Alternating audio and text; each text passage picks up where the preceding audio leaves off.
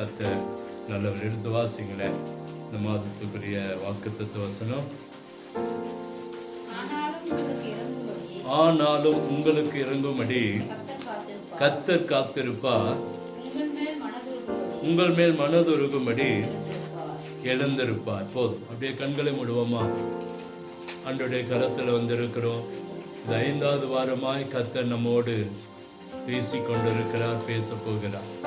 ஆண்டவர் நம்மோடு பேசுவாரால். ஆனாலும் உங்களுக்கு இறங்கும்படி கர்த்தர் நமக்காக காத்திருக்கிற ஆண்டவர் அழகாய் சொல்லுகிறார். உங்கள் மேல் மனதுருகும்படி எழுந்திருப்பார். கர்த்தர் நீதி செய்கிற தேவன். அவருக்கு காத்திருக்கிற அனைவரும் பாக்கியவான்கள் என்று சொல்லப்படுகிறது. ஆகவே ஆண்டோடைய வாக்கு தத்துவம் எப்பொழுதும் பொய்யாய் போகாது.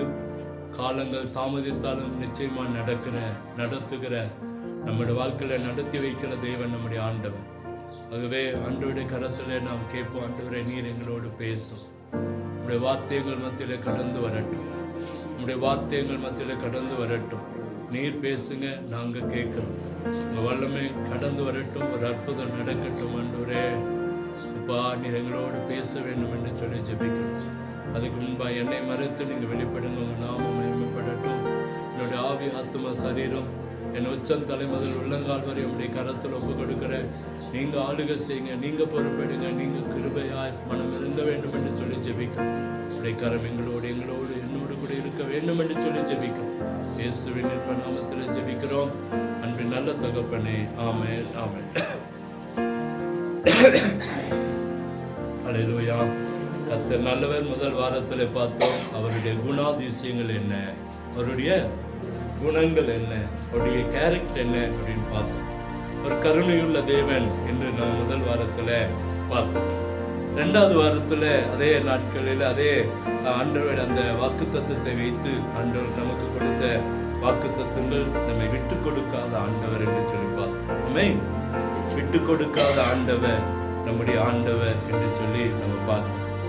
அடுத்த வாரத்தில், போன வாரத்தில் நம்ம பார்த்தோம், நல்ல தலைவராய் நமக்கு நம்முடைய காரியங்களை வாய்க்க பண்ணுகிற ஆண்டவர் என்று சொல்லி பார்த்தோம். அப்படிதான் இல்ல, நமக்கு உதவி செய்கிறவர். அது மாதிரி நம்முடைய விருப்பங்களை என்ன செய்கிறவர்? நிறைவேற்றார். போன வார தலைப்பு அதுதான் பார்த்தோம். நமக்கு நம்முடைய விருப்பங்களை, நம்முடைய ஆசைகளை நிறைவேற்றுகிற ஆண்டவர் என்று சொல்லி நம்ம பார்த்தோம். இந்த வாரத்துல நம்ம பார்க்க போற காரியம், அவர் சொல்ற அந்த வசனத்தின் கடைசியில, அவருக்கு காத்திருக்கிற அனைவரும் பாக்கியவான்கள். அவருக்கு காத்திருக்கிற அனைவரும் பாக்கியவான்கள். அப்ப அவருக்கு காத்திருக்கிற அனைவரும் பாக்கியவான்கள் என்று சொன்னா, அவருடைய சமூகத்துல நம்ம காத்திருக்க வேண்டியது அவசியம். இதுதானே? அப்போ அவர் நமக்காக காத்திருக்கிற ஆண்டவர், அவர் நமக்காக எழுந்திருக்கிற ஆண்டவர். ஆனா இங்க சொல்லுகிற, நாம் அவருக்கு காத்திருக்கிற அனைவரும் எப்படிப்பட்டவங்க? பாக்கியவான்கள். அப்ப நம்ம இன்னைக்கு தலைப்பு என்னன்னு சொன்னா, அவரை விடாமல் பற்றி கொள்ள வேண்டும். அவரை விடாமல் என்ன செய்யணும்? பற்றி கொள்ளணும். அவருக்கு காத்திருக்கிறோம், நல்லதுதான். அதே நேரத்துல அவரை விடாமல் பற்றி கொள்ளுங்கள் என்று சொல்லப்படுகிறது. இந்த வார்த்தையுடைய செய்தியுடைய தலைப்பு அதுதான். அவரை விடாமல் பற்றி கொள்ளுங்க. அப்ப அவரை விடாமல் பற்றி கொண்ட ஜனங்கள் எப்படி ஆசீர்வாதத்தை பெற்றுக்கொண்டாங்க? அவர் விடாமல் பற்றி கொண்டவங்க எப்படி வாழ்க்கையில ஒரு புதிய காரியத்தை பெற்றுக்கொண்டாங்க அப்படின்றத நம்ம இன்னைக்கு பார்க்க போறோம். எடுத்து வாசிங்க. ஏசாயா புஸ்தகம் 26ஆம் அதிகாரம் 3ஆம் வசனம். ஏசாயா 26:3 எடுத்து வாசிங்க. உம்மை உறுதியாய் பற்றி கொண்ட மனதுடையவன் உம்மையே நம்பியிருக்கிறபடியால் நீர் அவனை பூரண சமாதானத்துடன் காத்துக்கொள்வீர். அல்லேலூயா. அப்போ இங்க வசனம் என்ன சொல்றதுன்னா, விடாமல் பிடித்து கொண்டா, விடாமல் பற்றி கொண்டா, அப்படி சமூகத்துல விடாமல் காத்திருக்கிற பிள்ளைகளுக்கு என்ன கிடைக்குமா? பூரண சமாதானம். பூரண சமாதானத்தோடு காத்து கொள்கிறாங்க. பூரண. அப்ப அவரை நம்ம பற்றி கொள்வதனால என்ன நன்மை? ஏங்க அவருடைய சமத்துல காத்து இருக்கணும்? ஏன் அவரை விடாமல் பற்றி கொள்ளணும் அப்படின்னு நம்ம பார்த்தா அவர் சொல்றாரு, அவரை விடாமல் பற்றி கொண்டா நமக்கு என்ன கிடைக்கிறாரா? பூரண சமாதானம். முதல்ல நமக்கு என்ன தேவை இந்த உலகத்துல? சமாதானம் தேவை. சமாதானம் தானே தேவை. அப்ப ஆண்டவர் சொல்றாரு, விடாமல் பற்றி கொண்டா என்ன நடக்கும் அப்படின்னா, சமாதானம், பூரண சமாதானம். கொஞ்சம் சமாதானம், ஒரு பூரண சமாதானத்தை கர்த்தர் தருகிறார். கர்த்தர் தருகிறார். அதுக்கு ஒரு ஆவிக்குரிய அந்த காரியங்களை எடுத்து பார்த்தோம்னா ஒரு மனுஷனை குறித்து எடுத்து வாசிங்க. ஆதியாகம புஸ்தகம் 32ஆம் அதிகாரம், தெரிஞ்ச சம்பவங்கள் தான். ஆதியாகம புஸ்தகம் 32ஆம் அதிகாரம் 26 வசனத்தை வாசிங்களேன். 32:26. நான் போகட்டும், பொழுது விடுகிறது என்றான். அதற்கு அவன், என்னை ஆசீர்வதித்தால் ஒழிய, நீர் என்னை ஆசீர்வதித்தால் ஒழிய உம்மை போக விடேன். அல்லேலூயா. அங்க சொல்றவனுக்கு, நீர் என்னை ஆசீர்வதித்தால் ஒழிய நான் உம்மை என்ன செய்ய மாட்டேன், போக விட மாட்டேன். அப்போ போக விடேன் என்கிறார். அதற்கு உன் பேர் என்ன என்று கேட்டார். யாக்கோபு என்கிறான். அப்பொழுது அவர், உன் பேர் இனி யாக்கோபு இல்ல, இனி இஸ்ரவேல் எனப்படும். என்னது? இஸ்ரவேல். பாருங்க, அவன் வாழ்க்கையை விடாமல் பற்றி கொண்டான். விடாமல் பற்றி கொண்டது மாத்திரமல்ல, ஆண்டவர் அந்த தேவதூதனோடு கூட போராடுகிறான். மனிதனோடும் தேவகுமாரனோடும் தேவதூதனோடும் போராடின ஒரே மனுஷன் யாக்கோபு. ஒரே மனுஷன் யாக்கோபு. ஒரே நேரத்துல நிறைய பேர் போராடி இருக்கிறாங்க வேதத்துல. ஆனா ஒரே நேரத்துல மனிதனிடத்துல ஒரு போராட்டம், அங்கே தேவதூதனோடு ஒரு போராட்டம். அப்போ ஒரு பக்கம் ஏசாவுடைய பிரச்சனை, இன்னொரு பக்கம் ஆண்டவரோடு கூட உட்கார்ந்து என்ன செய்யறான், போராடுறான். தேவனோடு கூட போராடுறான். ஆண்டவர் கேட்கிறாரு, எனக்கு நேரம் ஆயிடுச்சுப்பா, எனக்கு என்ன ஆயிடுச்சு, நேரம் ஆயிடுச்சு, நான் போற விடு. அப்போ விடாமல் பிடித்து கொண்டு இருக்கிறான். அவர் என்ன செஞ்சிருக்கிறான், விடாமல் காலையோ கையையோ அவன் விடாமல் என்ன செஞ்சிருக்கிறான். என்ன அவர் சொல்ற, என்னை விடுப்பா, நான் போறேன், என்னை விடுப்பா, நான் என்ன செய்யறேன், போறேன்றார். அங்க பாருங்க, நான் போகட்டும், பொழுது விடுகிறது, அதற்கு அவன் என்னை ஆசீர்வதித்தால் ஒழிய உம்மை போக. அப்ப அந்த அளவுக்கு அந்த யாக்கோபுடைய பிடிமானம் அந்த ஆண்டவருடைய கரத்துல, தேவத்துடைய கரத்துல இருந்திருக்கிறது. விடாம போராடுகிறான், விடாம பிடிச்சிருக்கிறான். அந்த விடாமல் பிடித்ததுனாலதான் ஆண்டவர் அவனுடைய பெயரை மாற்றினார். அவனுடைய பெயரை மாற்றினார். பெயரை மாற்றினது மாத்திரமல்ல, அங்க ஒரு அற்புதம் நடக்கிறது. என்ன அப்படின்னா, இனிமேல் நீ யாக்கோபு இல்ல, இதுவரைக்கும் நீ ஏமாற்றப்பட்டவன் இல்லை. யாக்கோபு என்று சொன்ன என்ன இருக்குங்க, நிறைய காரியங்களை சொல்லலாம். ஏமாற்றுகிறவன், ஏமாற்றப்பட்டான், அடிமைத்தனம். அவனுடைய வாழ்க்கையில் அந்த 20 ஆண்டுகள் அந்த அந்நிய தேசத்துல போய் ஒன்றுமில்லாத இடத்துல ஒரு அடிமைத்தனம் இருந்தது.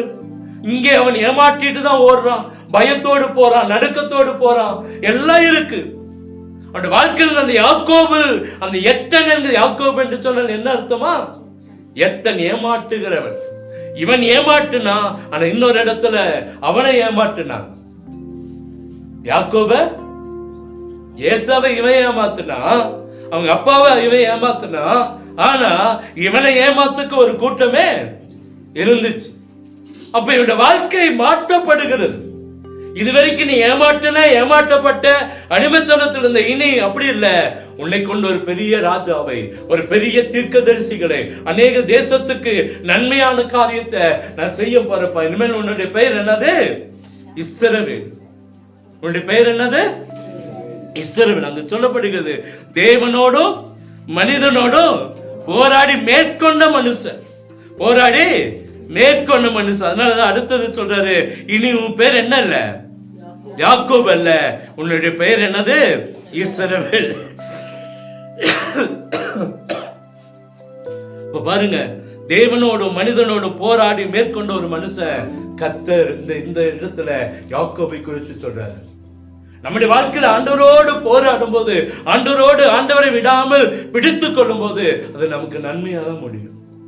என்னவா முடியுங்க, நன்மை, தீமையா இல்ல, அது நமக்கு நன்மையாவே முடியும். ஆண்டவர் சொல்றாரு, நான் உனக்கு நன்மையை செய்கிறேன், நான் உனக்கு என்ன செய்யறேன், உனக்கு இறங்கும்படியா உனக்காக என்ன செய்யறேன், காத்திருக்கிறேன். அப்போ தேவனோடு போராடி ஒரு பெரிய அற்புதத்தை பெற்று கடந்து வருகிறான். அந்த வாழ்க்கை அதற்கு பின்பாக பாருங்க, ஒரு பெரிய சந்ததி, பெரிய ஆசீர்வாதமான சூழ்நிலையை கர்த்தர் உண்டாக்கி கொடுத்தார். அல்லேலூயா. அப்ப ஆசீர்வாதத்தை பெற்றுக் கொள்ளணும் அப்படின்னா தேவனை விடாமல் என்ன சொல்லணும், பிடித்து கொள்ளணும். தேவனை விடாம, நிறைய நேரத்துல தேவைகள் இருக்கும் போது பிடிப்போம், தேவை வந்துருச்சுன்னா பிடிக்க மாட்டோம். பிரச்சனை இருக்கும்போது தேவனை பிடிப்போம், வேதனை வந்து உட்கார்ந்து ஜெபிப்போம், நிறைய காரியங்களை செய்வோம். வேதனை முடிஞ்ச உடனே தேவனை மறந்துடுவோம். ஜெபம் இருக்காது, வேத வாசிப்பு இருக்காது, சபைக்கு வர்றது கம்மியாயிரும், எல்லா காரியங்களும் கம்மியாயிரும். ஆனா பிரச்சனைன்னு வரும்போது பாருங்க, முதலால நம்ம தான் சபைக்குள்ள உட்கார்ந்து இருப்போம், முதலால நாம தான் ஜெபத்துல உட்கார்ந்து இருப்போம். நான் காலையில இருந்து இந்த ஜெபத்துல பாக்குவேன். காலையில நம்ம ஜெபக்குழுல பாத்தீங்கன்னா ஃபர்ஸ்ட் நாள் வந்திருக்க மாட்டாங்க, ரெண்டாவது நாள் நம்ம எங்க அவரை விட்டுருவோமோன்னு அடுத்த நாள் முதல் நாள் அவங்க தான் கூப்பிடுவாங்க. 5 மணிக்கெல்லாம் என்ன செய்வாங்க, கூப்பிடுவாங்க. ஏன்னா பிரச்சனைன்னு இருக்கும்போது நம்ம தேவனை அதிகமா தேடுகிறோம், பிரச்சனை இல்லாத போது தேவனை தேடுகிறது கம்மியாயிரும். இங்கே பாருங்க, அவன் விடாமல் பிடித்து கொண்டான், விடாமல் பிடித்துக்கணும். அது அந்த வசனம் எனக்கு ரொம்ப பிடிக்கும் பாருங்க. நான் போகட்டும், பொழுது விடுகிறது என்றால் அதற்கு அவன், நீர் என்னை ஆசீர்வதித்தால் ஒழிய உம்மை போகவில்லை. என்னை ஆசீர்வதித்தால் ஒழிய, என்னுடைய வாழ்க்கையில மாற்றத்தை உண்டாக்குற வரைக்கும், என்னுடைய வாழ்க்கையில நன்மைகள் நடக்கிற வரைக்கும், என் வாழ்க்கையில பிரச்சனைகள் மாற வரைக்கும் உம்மை விடாமல் பிடித்துக் கொள்கிற ஆண்டவரே. தேவனை விடாமல் பிடித்துக் கொண்ட யாக்கோபு ஆசீர்வதிக்கப்பட்டான். அல்லேலூயா. இரண்டாவது ஒரு காரியத்தை எடுத்து வாசிங்களேன். ரூத் புஸ்தகம் 1ஆம் அதிகாரம் 14ஆம் வசனம். ரூத் புஸ்தகம் 1ஆம் அதிகாரம் 14ஆம் வசனம்.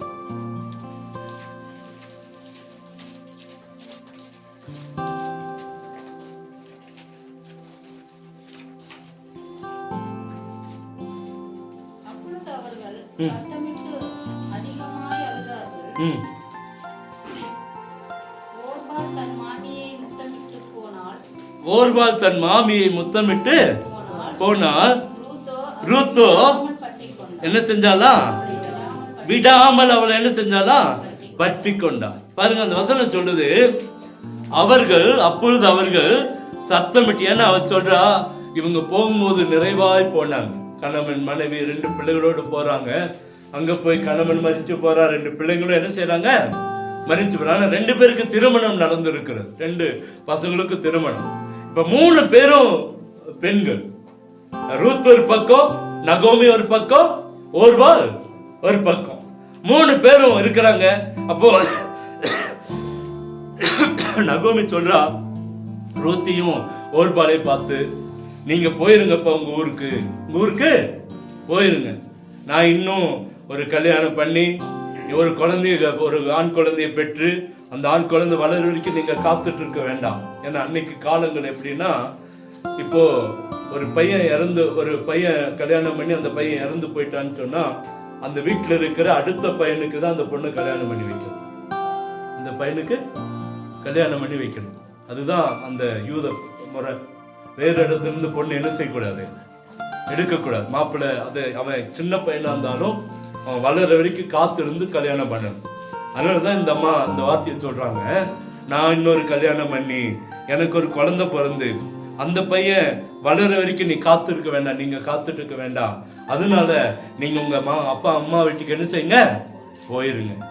அப்போ ஓர்பால் முத்தமிட்டுட்டு போயிடுறான். ஓர்பால் என்ன செஞ்சா, ரொம்ப எல்லாம் கத்தி அழுகுறாங்க, சத்தமிட்டு அதிகமாய் அழுதார்கள். ஓர்பால் தன் மாமியை முத்தமிட்டு போனாள். ரூத்தோ அதை விடாமல் என்ன செய்தா, பற்றி கொண்டதுனால என்ன கிடைச்சதுங்க? நம்ம நினைக்கலாம், ஏன் அவளை பற்றி கொள்ளணும்? அவ வாழ்க்கையில அவளே ஒரு விதவை, அவளே ஒன்றும் இல்லாம இருக்கிறா, சொத்து சுகமெல்லாம் இல்ல, பஞ்சத்துல பொழைக்க வந்தவ, அவளை பிடிச்சு என்ன பிரயோஜனம்? ஆனா அந்த அதிகாரத்துல சொல்லப்படுகிறது, ரூத்துடைய வாழ்க்கையில கர்த்தர் அற்புதத்தை செய்தார். விடாமல் பிடித்து கொண்டால் அங்க அவளுக்கு ஒரு மறுவாழ்வு கிடைச்சது. பாருங்க, அந்த ரூத்து புஸ்தகத்தை வாசித்து பாருங்க. அங்க இவங்க 2 பேரும் போறாங்க. எல்லாரும் நகோமியை பார்த்து கேட்கிறாங்க, நீ நகோமி தானே? நீ அப்படின்னு இல்ல, நான் நகோமி இல்ல, நான் மாறாள், எனக்கு கசப்பான வாழ்க்கைன்றா. அது மாத்திரம் அப்படியே வந்து அந்த ரூத்து அந்த வயல்வெளியில போய் பொறுக்க ஆரம்பிக்கிறான். கீழே சிந்தனதை என்ன செய்யறா, பொறுக்க ஆரம்பிக்கிற. வேதனை எதுக்கு இவளை விடாம பிடிக்கணும்? ஏன் மாமியாரை பிடிச்சு வரணும்? நிறைய பேருக்கு அந்த வசனங்கள் முடிக்கிறதுக்கு முன்னாடி கேள்வியெல்லாம் வரலாம். அந்த அதிகாரத்தை படிக்கும் போது நமக்கு கூட ஒரு கேள்வி வரலாம், ஏன் இது நடக்கணும்? ஏன் மாமியாரை பிடிக்கணும்? ஏன் அவளை பிடிச்சோம்? அங்க போய் என்ன செய்யறா, இவ வீட்டுல உட்காந்துக்கிட்டு, நகோமி வீட்டுல உட்காந்துட்டு, ரூத்தை போய் தோட்டத்துல போய் அந்த கோதுமையை பொறுக்கி வீட்டுக்கு கொண்டு வரா. இப்படியெல்லாம் நமக்கு நினைக்க தோணும். ஆனா அந்த இடத்துல எந்த தோட்டத்துல கோதுமையை பொறுக்கினாலோ, எந்த தோட்டத்துல கோதுமைய அந்த சிந்தனதை பொறுக்கினாலோ, அதே தோட்டத்துக்கு கர்த்தரோட ராஜாத்தியாய் மாற்றினார், எஜமானியாய் மாற்றினார். அல்லேலூயா. அதுதான் ஆண்டவருடைய கிருபை. எந்த தோட்டத்துல போய் கோதுமையை பொறுக்கி தன் வீட்டுக்கு கொண்டு போனாலோ அதே தோட்டத்துல அவள் எஜமானியாய் மாறினார். அந்த தோட்டத்தின் எஜமானன் இவளுடைய கணவனாய் மாறினார். அல்லேலூயா. அந்த சந்ததியில தான் ஈசாயின் தகப்பன் ஈசாய் வர காரணமானது. அந்த சந்ததியில தான் இயேசு கிறிஸ்து பிறக்க காரணமாய் இருந்தது. ரூத்துடைய சந்ததி தான் யாருடைய சந்ததி? இயேசு கிறிஸ்துடைய சந்ததி. இப்ப பாருங்க, அங்க அவள் விடாம ஓர்பாலை போல அந்த ஓர்பாலை படிச்சு அதுக்கு மேல காணவே காணும், வேதாகமத்துல காணவே காணும். நீங்க பாத்தீங்கன்னா அந்த ஓர்பால் வசனம் அங்க ஒண்ணுதான் இருக்கு, அந்த ஒரு இடத்துலதான் இருக்கு, அதோட காணும். ஆனா அந்த நகோமி இந்த ரூத்துடைய காரியம் அந்த அதிகாரம் முழுமையா இருக்கு. அந்த பின்னாடி காரியங்களிலும் இயேசு கிறிஸ்து சந்ததி இருக்கும் போதெல்லாம் ரூத்தை நினைவுபடுத்த வேண்டியதாயிடுச்சு. ஆண்டவர் பாருங்க, இந்த ரூத்து அந்த நகோமியை விடாமல் பிடித்து கொண்டதுனால அவளுக்கு ஒரு மறுவாழ்வு கிடைச்சது, ஒரு பெரிய அற்புதத்தை கர்த்தர் செய்தார். நம்முடைய வாழ்க்கையிலும் தேவனை விடாமல் பிடித்து கொண்டா நம்முடைய வாழ்க்கையில் ஒரு மறுவாழ்வு கர்த்தர் தருவார். முதல்ல ஒரு ஆசீர்வாதம் கிடைக்கும், ரெண்டாவது என்ன கிடைக்கும்? ஒரு மறுவாழ்வு. நம்ம ஒரு வேளை உடைஞ்சு போயிருக்கோமா, நொந்து போயிருக்கோமா, வாழ்க்கையில வேதனையோடு இருக்கிறோமா, கஷ்டத்தோடு இருக்கிறோமா, மறுவாழ்வை கொடுக்க கர்த்தரால முடியும். நமக்கு ஒரு மறுவாழ்வு கர்த்தர் தருவார். அல்லேலூயா. அவரை நம்பின பிள்ளைகளை ஒருபோது அவர் கைவிடவே மாட்டார். நிச்சயமா நமக்கு ஒரு மறுவாழ்வை கர்த்தர் தருவார். இன்னொரு வாசனம் வாசிங்களேன். 2 ராஜாக்கள் 2ஆம் அதிகாரம் 2ஆம் வசனத்தை வாசிங்களேன். 2 ராஜாக்கள்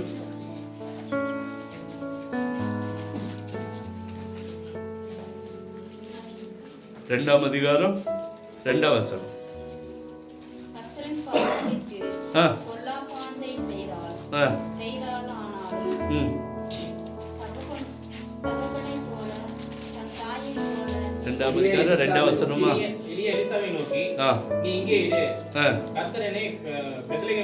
பெத்தேல் மட்டும் போக அனுப்புகிறார் என்றால்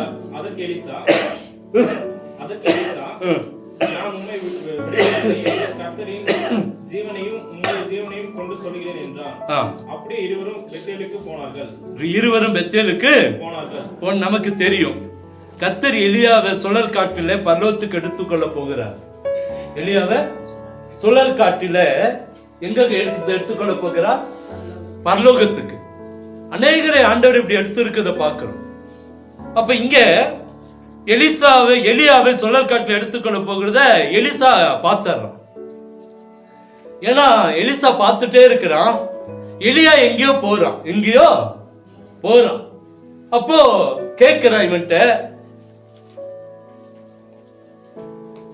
அப்போ எலிசாவை நோக்கி, நீ இங்கேயே இருப்பா, நீ இங்கேயே இரு, என்ன ஆண்டவர் பெத்தேல் வரைக்கும் போக சொல்றாரு, நான் போயிட்டு என்ன செஞ்சாரு வரேன் அப்படின்றான். இவன் என்ன சொல்றான்னா, அதுக்கு எலிசா, நான் உம்மை விடுகிறது இல்ல என்று கர்த்தரின் ஜீவனையும் உம்முடைய ஜீவனையும் கொண்டு சொல்லுகிறேன் என்றான். 4ஆம் வசனத்தை வாசிங்க. எலிசாவே நீ இங்கே இரு, எரிகோ மட்டும் போக அனுப்புகிறார். அங்க பாக்குறோம், ஃபர்ஸ்ட் அந்த பெத்தேல் வரைக்கும் போகிறான்னு போறான். நான் விடல, பெத்தேலுக்கு வந்துட்டான். பெத்தேல் வந்தவன திருப்பி அவன் எலியா கூப்பிட்டு சொல்ற, எலிசா என்ன கர்த்தர் எங்க அனுப்பிச்சுடுறாரு? எரிகோவுக்கு போக சொல்றாரு, நீ இங்கே இரு, நான் வந்துடுறேன்.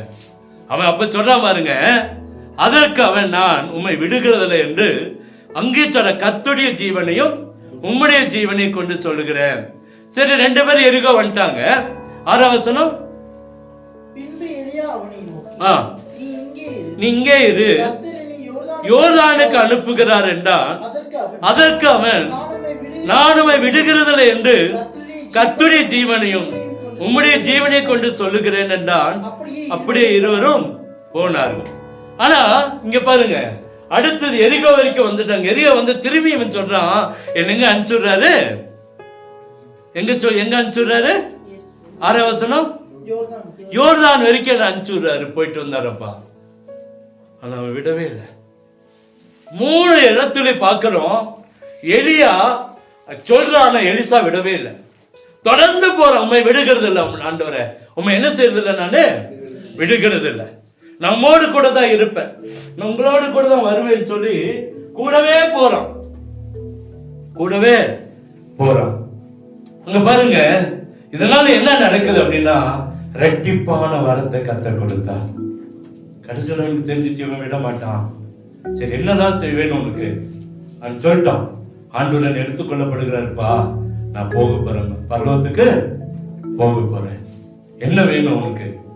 அப்ப கேட்டேன், உம்முடையத்தில் இருக்கிற வரம் எனக்கு ரெட்டிப்பா வேணும், உம்முடையத்தில் இருக்கிற வரம் எனக்கு ரெட்டிப்பா வேணும். சொன்னா நல்லதுதான், ஆனா இது ஒரு காரியம் எப்படி நடக்கும்னு எனக்கு தெரியல, ஆனாலும் நான் எடுத்துக்கொள்ளப்படுகிறத பார்த்தீங்கன்னா உனக்கு என்ன கிடைக்கும்? இந்த ரெட்டிப்பான வரம் கிடைக்கும். அல்லேலூயா. இப்ப பாருங்க, எலியா அவனை நோக்கி, நீ இங்கே இரு, கர்த்தர் யோர்தானுக்கு அனுப்புகிறார் என்றான். அந்த 6ஆம் வசனத்துல வாசிக்கிறோம். அவங்க அக்கறைப்பட்டு, அடுத்தது அவங்க அப்படியே பார்த்துட்டே இருக்காங்க, அக்கறைப்பட்டு போறாங்க, அந்தாண்ட போறாங்க. 10ஆம் வசனத்தில் சொல்லப்படுகிறது, அரிதான காரியத்தை கேட்டாய். என்ன காரியத்தை?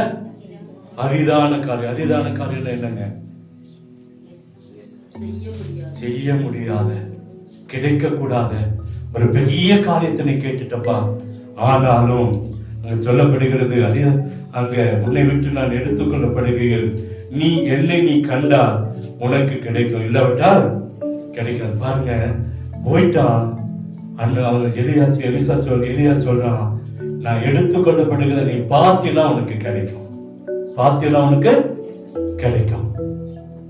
அப்ப அவனுடைய மைண்ட் எல்லாம் பாருங்க, இவ்வளவு தூரம் கூட வந்தது பெருசு இல்ல, இப்போ என்ன செய்யணும்? பார்க்கணும், பார்த்துட்டே இருக்கணும். யார் எடுத்துக்கொள்ளப்படுகிறத? எலியா எடுத்துக்கொள்ளப்படுகிறது. யார் பார்க்கணும்? எலிசா பார்க்கணும். பார்த்துருந்தாதான் அந்த அற்புதம் நடக்கும். இவ்வளவு தூரம் கடந்து வந்துட்டோம், இவ்வளவு தூரம் வந்துட்டான், இப்போ ரொம்ப முக்கியமான ஒரு காரியம், அதை பார்க்கணும். எலியா எடுத்துக்கொள்ளப்படுகிறதை என்ன செய்யணும்? பார்க்கணும். அதுக்காகவே முயற்சி பண்ணலாம். அதையே பார்த்துட்டு இருந்தான். கர்த்தர் அதை வாய்க்க பண்ணினார். இந்த வசனம் சொல்லுது, அங்கே அவர்கள் பேசிக்கொண்டு நடந்து போகிற இதோ அக்கினி ரதமும் அக்கினி குதிரைகளும் அவர்கள் நடுவாக வந்து இருவரை என்ன செய்ததாம்? பிரித்தது. 2 பேரையும் பிரிச்சிருச்சு. எலியா சுழல் காட்டில பர்வதத்துக்கு ஏறி போனா. எலிசா கண்டான், என் தகப்பனே, என் தகப்பனே, இஸ்ரவேலுக்கு ரதமும் குதிரை வீரருமா இருந்தவரே என்று புலம்பினான். அதை பார்க்கிறான். குடும்பமே, ஜனமே, இது வரைக்கும் நம்ம வந்தது பெருசு இல்ல, இது வரைக்கும் தேவனுடைய ஓட்டத்துல வந்தது பெருசு இல்ல, இது வரைக்கும் தேவனுடைய பங்களை கலந்து கொண்டது பெருசு இல்ல. முடிவு பெரியந்தோம் தேவ சமத்துல காத்திருக்கிற பிள்ளைகள் ஆசீர்வாதத்தை பெற்றுக் கொள்ள முடியும். அல்லேலூயா. ஏன்னா நம்ம ரட்சிக்கப்பட்டுட்டோம், வந்துட்டோம். நிறைய பேருக்கு என்ன நினைப்புனா, நான் ரட்சிக்கப்பட்டு நானும் எடுத்துனாலே பரலோகத்துக்கு போயிடலாம், எங்க போயிடலாம்? பரலோகத்துக்கு போயிடலாம் நினைக்கிறோம். அதல்ல, வந்தது முக்கியம் இல்ல. பெத்தேரை கடந்து வந்தான், எரிகோவை கடந்து வந்தான், எல்லாரும் கடந்து வந்தான், அது முக்கியம் இல்ல. கடைசியில சொன்னான், என்னை பார்த்தீங்கன்னா, எடுத்துக் கொடுக்கிறத பார்த்தீங்கன்னா உனக்கு ஆசீர்வாதம் கிடைக்கும். அங்க பாருங்க, அங்க அது அவர்கள் 2 பேரையும் பிரித்து போட்டது. 2 பேரையும் பிரித்து போட்டது. அவன் அந்த நேரத்துல கூட அப்படியே பார்த்து, என் தகப்பனே, என் தகப்பனே அப்படின்னு புலம்ப ஆரம்பிச்சான். அப்புறம் காணாமல் தன் வஸ்திரத்தை பிடித்து 2 துண்டாக கிழித்தான். அந்த வஸ்திரத்தை பிடித்து 2 துண்டாக கிழித்தான். பின்பு அவன் எலியாவின் மேல் இருந்து கீழே விழுந்த சால்வை எடுத்து திரும்ப போய் யோர்தான் கரையில நிற்கிறான்.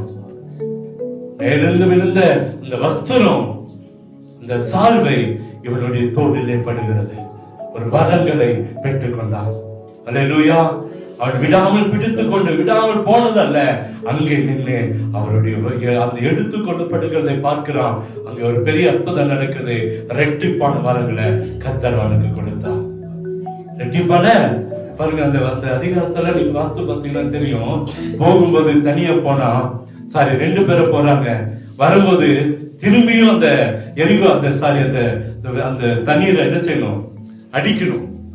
தண்ணீரை அடிக்கிறான். அந்த 11 வசனம், எலிசாவின் மேலிருந்து கீழே விழுந்த சால்வையை பிடித்து எலியாவின் தேவனாய் கர்த்தர் எங்கே என்று சொல்லி தண்ணீரை என்ன செய்யறான்? அடிக்கிறான். தண்ணீர் அடித்த உடனே அது இரு பக்கமாக பிரிந்தனால் எலிசா இக்கரைக்கப்பட்டான். இக்கரைப்பட்டான். எல்லாரும் பார்த்துட்டு இருக்கிறாங்க. போகும்போது பார்த்தவங்களாம் சொல்றாங்க, அவங்க உன்னுடைய தலைவன் எடுத்துக்கொள்ளப்பட்டானே, நீ என்ன செய்ய போற? நீ என்ன செய்ய போற? உங்க வேலையை பாருங்க, என்னோடு இருக்கிறவர் பெரியவர் என்று சொன்னான். என்னோடு இருக்கிறவர் பெரியவர். அல்லேலூயா.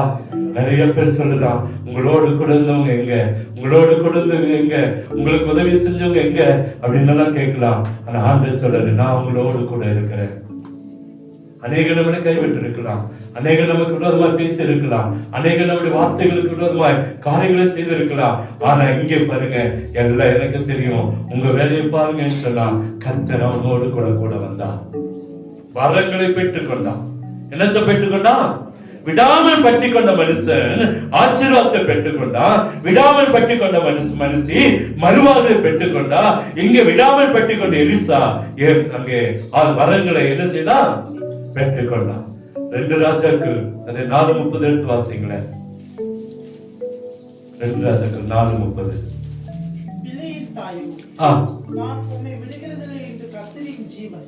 கர்த்தரின் ஜீவனையும் என்றால் அப்பொழுது அவன் எழுந்திருந்து அவள் பின்னே போனான். இது நமக்கு ஒரு தெரிஞ்ச ஒரு சம்பவம் தான். சூனேமியான ஒரு ஸ்திரீ அங்கே தேவ சமூகத்துல காத்திருக்கிறார். தேவனோடு கூட நல்ல ஒரு உறவு இருக்கிறது. அப்படிதான் ஒரு தீர்க்கதரிசி அவளோட வீட்டுக்கு வருகிறார். அவருக்கு உதவி செய்கிறான், அவளுக்கு வேண்டிய காரியங்களை செய்கிறான். ஒரு நாள் அவருடைய குழந்தை என்ன செஞ்சுச்சுங்க? செத்து போச்சு. இவன் என்ன செய்யறான்னா, குழந்தைய கொண்டு போய் அங்க வச்சுட்டு துருவ தீர்க்கதரிசிட்ட போய் காலை பிடிச்சு, நானுமே என்ன செய்கிறது இல்லை, விடுகிறது இல்லை. கேயாசி அவர்களுக்கு முன்பே போய் தனி பிள்ளை முகத்தில் வைத்தான். ஆனாலும் சத்தம் பண்ண உணர்ச்சியும் இல்ல. ஆகையால் திரும்ப அவனுக்கு எதிர்கொண்டு வந்து பிள்ளை விழிக்கவில்லை என்று அறிவித்தான்.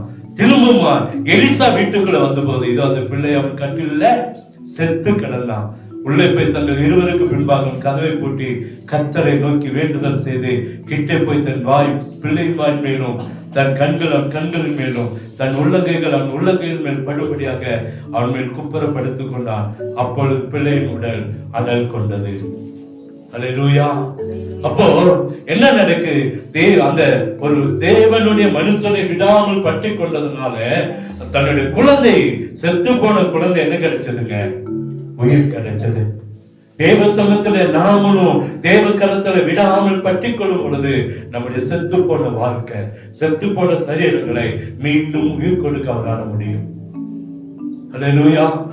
ஒருவேளை இன்னைக்கு சுகர்ல, பிபில அல்லது நம்முடைய வாழ்க்கையில பலவீனத்துல அநேக உடல் இருக்கிற அநேக காரியங்கள் செத்து போய் கிடக்கலாம்.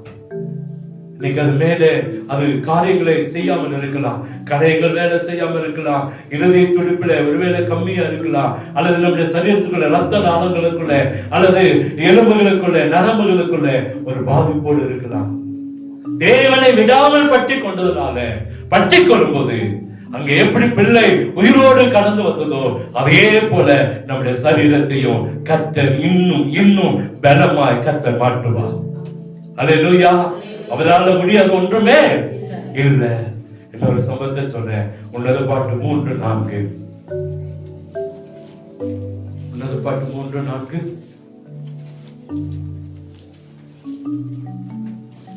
நான் அவர்களை விட்டு கொஞ்ச தூரம் கடந்து போன உடனே என் ஆத்தும நேசரை கண்டேன். அவரை நான் என் தாயின் வீட்டிலும் என்னை பெற்றவரின் அறையிலும் கொண்டு வந்து விட மட்டும் விடாமல் பற்றி கொண்டேன். போதும், நான் கொஞ்ச தூரம் போறேன், போய் பார்க்கிறேன், அங்க என்னுடைய ஆத்தும நேசரை நான் கண்டுபிடிச்சேன். அது கூட்டிட்டு வர என் வீட்டுக்கு வர வரைக்கும், தாயின் வீட்டுக்கு கொண்டு வர வரைக்கும் அவரை நான் விடாமல் பற்றி கொண்டேன். அல்லேலூயா. இங்கே பார்க்கிறோம். அதுக்கு முதல் வசனத்துல முதல் அந்த 3ஆம் அதிகாரம் 1-4 வரைக்கும் வாசிச்சு பாருங்க.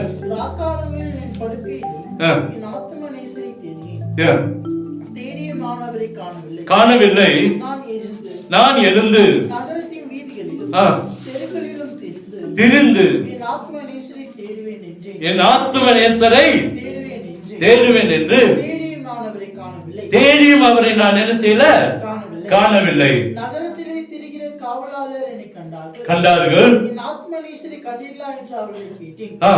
நான் அவர்களை விட்டு கொஞ்ச தூரம் கடந்து போன உடனே என் ஆத்ம நேசரை கண்டேன். அவரை நான் என் தாயின் வீட்டிலும்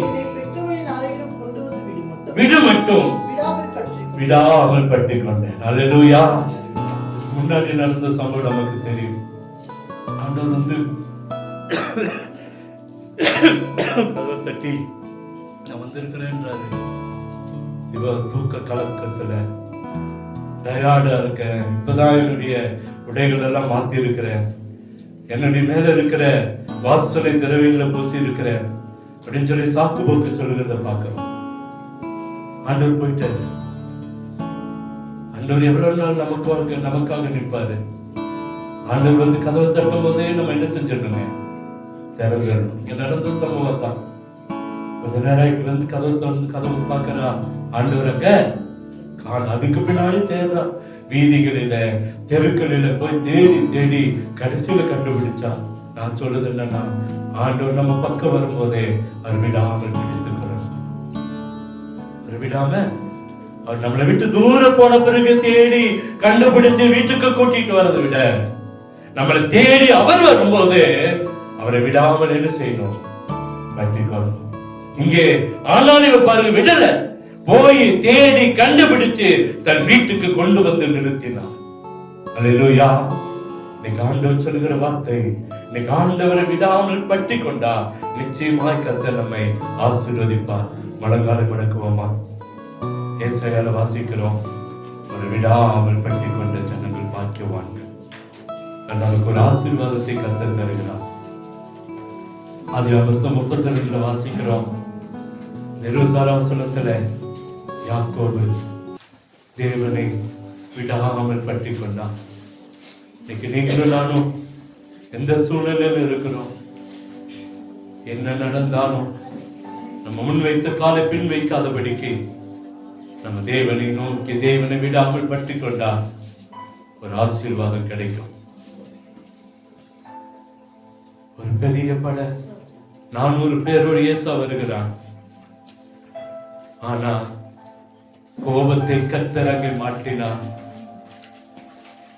அங்கே வந்த 2 பேரும் கட்டி பிடித்து முத்தமிடுகிற காட்சியை பார்க்கிறோம். முதல் காரியம் நடக்கிறது, சமாதானத்தை, பூரண சமாதானத்தை கர்த்தர் கொடுக்கிறத பார்க்கிறோம். யாக்கோபுடைய வாழ்க்கையில ஒரு பெரிய அற்புதத்தை கர்த்தர் செய்து கொடுத்தார். நீ யாக்கோபு இல்லப்பா, நீ ஏமாற்றப்பட்டது போதும்பா, நீ வெட்கப்பட்டது போதும், நீ தோற்று போனது போதும், இனி உன் பேரு இஸ்ரவேல்பா. நீ எல்லாவற்றையும் ஆள பிறந்தவன், எல்லாவற்றையும் ஆள பிறந்தவன் என்று சொல்லி இஸ்ரவேல் என்று மாற்றினார். நம்முடைய வாழ்க்கையில் இருக்கிற அடிமைத்தனம், நம்முடைய வாழ்க்கையில் இருக்கிற ஏமாற்றம், நம்முடைய வாழ்க்கையில் இருக்கிற பிரச்சனை எல்லாம் மாறணும்னு சொன்னா தேவனை விடாமல் பற்றி கொள்ளணும்.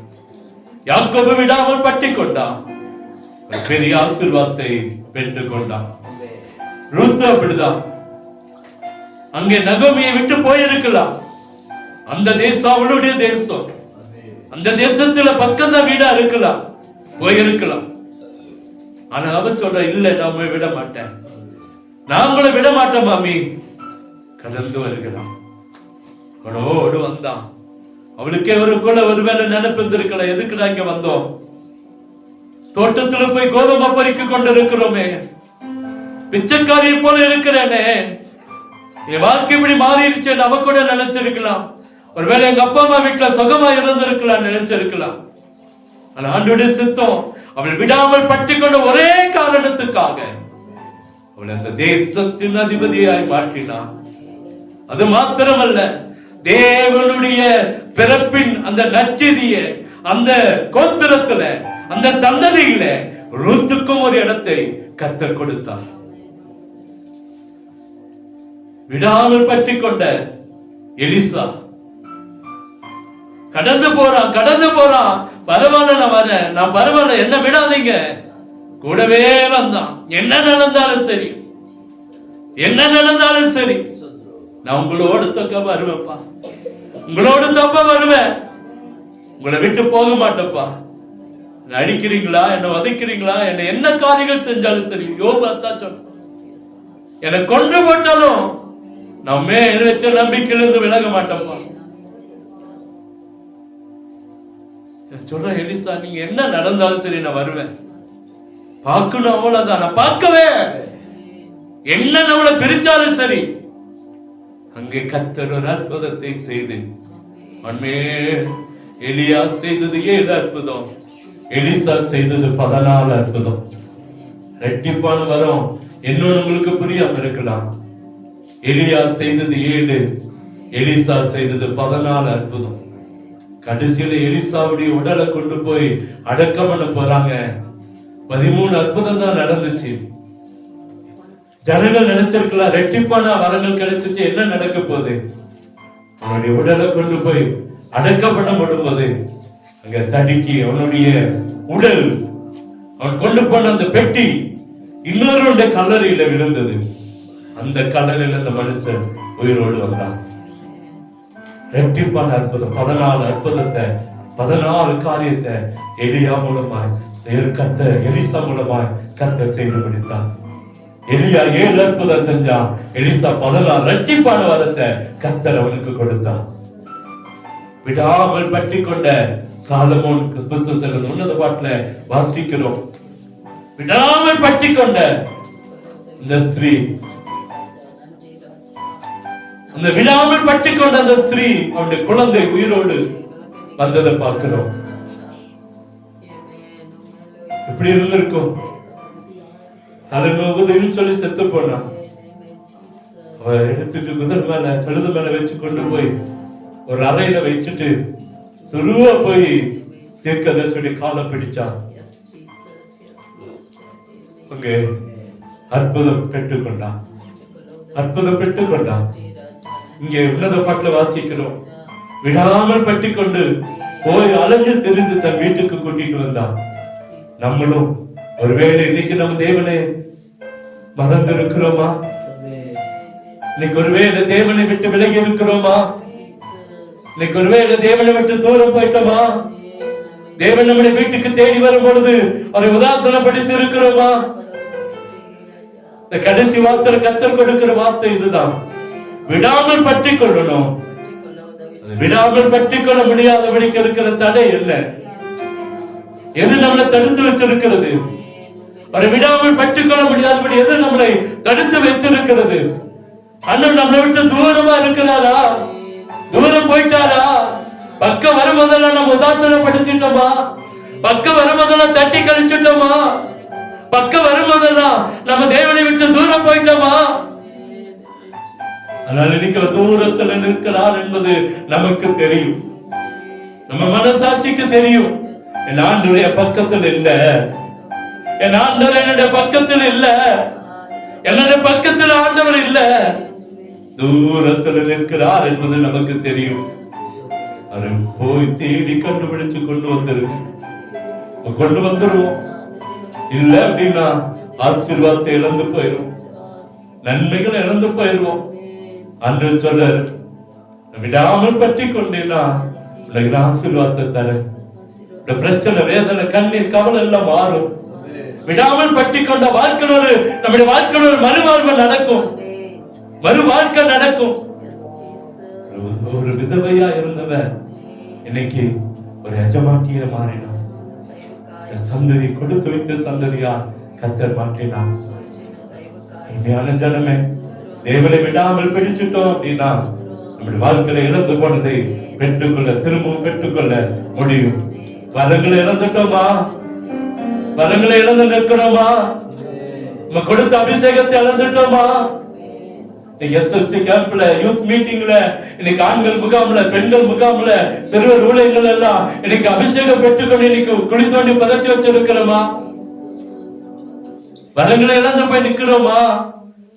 இல்லையா? பாருங்க, எத்தனையோ இடத்துல அவனை தட்டி கழிக்கிறான். அந்த எலிசா விடவே இல்லை, தொடர்ந்து போய் தரிசனத்தை, அந்த வரங்களை ரெட்டிப்பாய் வாங்கினான். குழந்தை, இறந்து போன குழந்தையை அவள் விடாமல் பிடித்துக் கொண்டு அற்புதம் நடந்தது.